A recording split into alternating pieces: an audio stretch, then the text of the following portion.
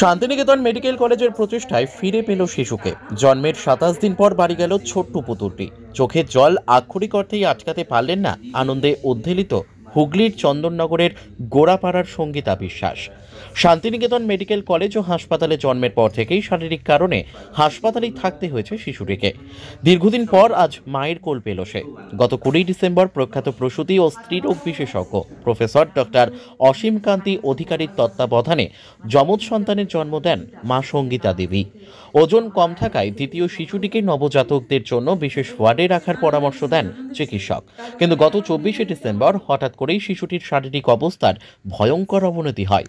Santiniketan medical college ও হাসপাতালের শিশুরোগ বিশেষজ্ঞরা ছুটে আসেন। বেশ কয়েকজন ডাক্তারবাবুকে নিয়ে তৈরি হয় বিশেষ বোর্ড। তাদের তত্ত্বাবধানেই চিকিৎসা শুরু হয় শিশুটির। দফায় দফায় পর্যবেক্ষণ ও চিকিৎসা চলে শিশুটির। আন্তর্জাতিক মানের এই মেডিকেল কলেজ ও হাসপাতালের অভিজ্ঞ ডাক্তারবাবু, নার্স এবং স্বাস্থ্য পরিষেবা বিভাগের অন্যান্য স্টাফদের নিরলস প্রচেষ্টায় আস্তে আস্তে সুস্থ হয়ে ওঠে শিশুটি। প্রায় 1 মাস ধরে শিশুটির শারীরিক অবস্থা প্রবল দুশ্চিন্তায় রেখেছিল পরিবারের সকলকে, স্বাভাবিকভাবেই বিশেষ করে মা বাবাকে। আজ 27 দিন পর বাবা দীপনারায়ণ দত্ত যেমন স্বস্তির নিঃশ্বাস ছাড়ছেন, মাও আনন্দে নিজের চোখের জল আটকাতে পারছেন না। মেডিকেল কলেজ ও হাসপাতালের সার্বিক পরিষেবা নিয়ে অত্যন্ত সন্তুষ্ট নবজাতকের মা ও বাবা। কাজী আমিরুল ইসলামের রিপোর্ট, এস নিউজ বাংলা। নমস্কার, আমি শান্তিনিকেতন মেডিকেল কলেজ ও হসপিটালে একজন এনআইসিইউ স্টাফ নার্স। আমার নাম আরমিনা খাতুন।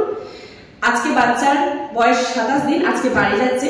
বাচ্চারা এখানে নর্মাল ডেলিভারি হয়েছিল 20 তারিখ 2024 5টা 15 ডক্টর অসীম কান্তি অধিকারী স্যারের আন্ডারে। এটা টুইন্স বেবি হয়েছিল, এটা সেকেন্ড বেবি। তো বাচ্চাটার লোভার ওয়েট 1250 গ্রাম।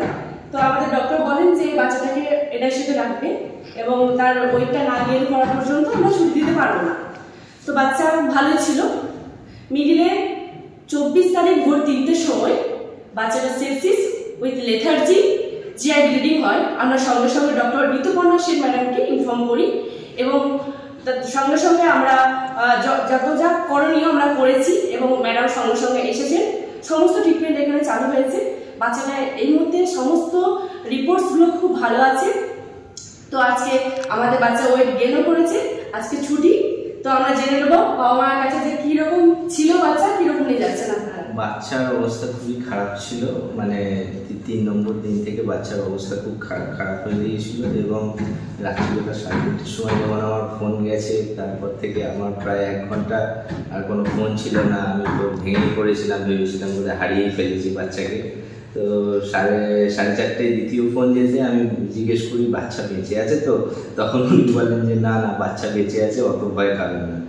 তারপরে সকালবেলায় আমি গণদেবতা ধরে চন্দননগর থেকে চলে আসি এবং এসে বেলাতেই এখানেতে দেখা করি এবং তারপর থেকে যা যা প্রসিডিওর ছিল এখানে আমাকে করতে দেওয়া হয় সেগুলো আমি করি, চিঠি লেখা সমস্ত কিছু করে তারপর থেকে ডক্টরদের আন্ডারে ডক্টররা যেরকম বুঝেছেন সেরকম চিকিৎসা করেছেন এবং এখন তো আমার মেয়ে সুস্থ এবং আমি খুব আনন্দিত। সমস্ত ডক্টরকে ধন্যবাদ জানাই। 4-5 জন ডক্টর মোস্ট প্রবলি করেছেন। Doctor Rituparna, doctor Jyotirmoy Sen, doctor Jafrul Rahman, doctor Arpita, doctor Abhishek Dutta,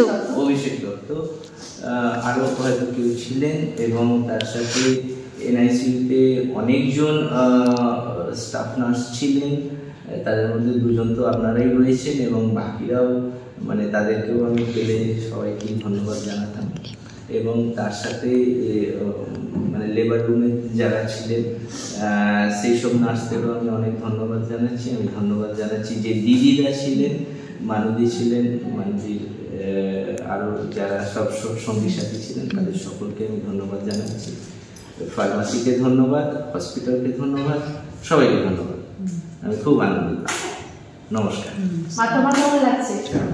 আমি তো আর কিছু বলার ভাষা নেই। মানে এখানে যা পরিষেবা পেয়েছি ডাক্তার থেকে, নার্স থেকে, আমার আয়া দিদি থেকে সবাই খুব মানে সাপোর্ট করেছে। আনন্দের বিষয় তার জন্য আমার নিয়ে আজকে আমার কোলে। ঠিক আছে, ধন্যবাদ।